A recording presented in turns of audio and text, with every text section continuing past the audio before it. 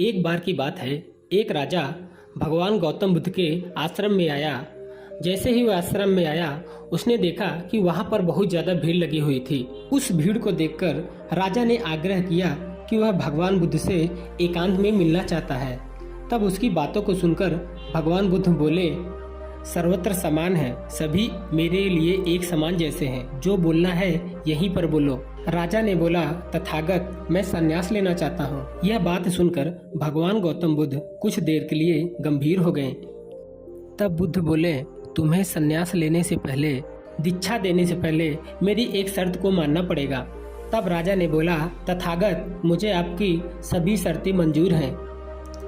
भगवान गौतम बुद्ध ने आदेश दिया कि अपने कपड़े निकालो, जूते निकालो और नग्न अवस्था में हो जाओ और अपने राजधानी के राजमार्गों पर स्वयं को जूते मारते हुए चक्कर लगा के आओ। राजा भगवान बुद्ध की यह बात सुनकर कुछ देर आश्चर्यचकित रहा, लेकिन उसने पुनः यह ठाना था कि मैंने जो प्रण लिया है वह जरूर करेगा। राजा ने ऐसा ही किया। वह अपने कपड़े और जूते को निकालकर नग्न होकर अपने राज्य के राजमार्गों पर जूते मारते हुए चक्कर लगाया। उसके चले जाने पर भगवान बुद्ध के शिष्यों ने बुद्ध से पूछा, भगवान जब हम आपसे दीक्षा लेने आए थे, ऐसा कोई कठिन काम हम लोगों को तो नहीं दिया था। आप तो स्वयं करुणा अवतार हैं, फिर राजा के साथ ऐसा कठोर व्यवहार क्यों? तब भगवान बुद्ध बोले, जब तुम लोग संन्यास लेने आए थे तो तुम लोगों के अंदर बहुत बड़े अहंकार नहीं थे, इसलिए तुमसे द्वार पर भिक्षा मांगने पर ही काम बन गया था। पर यह तो राजा है, इसका अहंकार बहुत बड़ा है, इसलिए इसका अहंकार कम करना पड़ेगा, क्योंकि जिसके अंदर अहंकार रहेगा वो संन्यास नहीं ले सकता। राजा जब अपने ही प्रजा के सामने स्वयं को जूते मारते हुए गुजरेगा, उसके अंदर का अहंकार चूर चूर हो चुका होगा।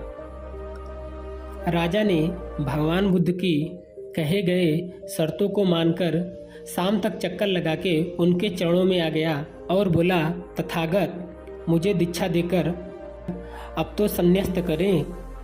भगवान गौतम बुद्ध राजा के सिर पर हाथ रखकर बोले कि अब तुम्हें संन्यास लेने की जरूरत नहीं है, जाओ और स्वामी भाव को छोड़कर एक सेवक भाव की तरह राज्य करो। अब तुम सिर्फ एक राजा नहीं बल्कि राजश्री हो चुके हो। दोस्तों, हमें इस कहानी से यह सीख मिलती है कि हमें अपने जीवन में कभी घमंड और अहंकार नहीं करना चाहिए। घमंड और अहंकार करने वाले ज़्यादा आगे तक नहीं जा सकते हैं। अपने जीवन में शिक्षा और त्याग को ग्रहण करने के लिए हमें अपने अंदर का अहंकार और घमंड को त्यागना पड़ेगा। घमंड और अहंकार से लोग सिर्फ तिरस्कार और विनाश की तरफ जाते हैं। अगर ये आज का वीडियो अच्छा लगे तो चैनल को सब्सक्राइब करते हैं। मिलते हैं फिर से किसी नए इसी तरह इंटरेस्टिंग वीडियो में। तब तक के लिए नमस्कार।